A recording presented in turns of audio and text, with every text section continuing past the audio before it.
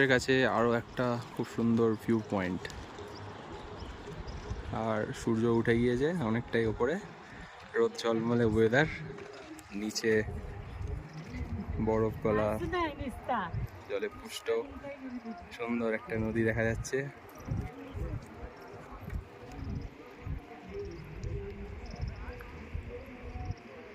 আর যাত্রীদের আগমন এখনো চলছে। তবে এই জায়গাটা একটু রিস্কি, কারণ এর আগে যে জায়গাটা এসেছি পুরো ব্যারিকেড দেওয়া ছিল, কিন্তু এখানে দেখো এই যে রাস্তাটা, এরপর থেকে আর কোনো ব্যারিকেড নেই এই জায়গাটা, কিন্তু দৃশ্যটা খুব সুন্দর।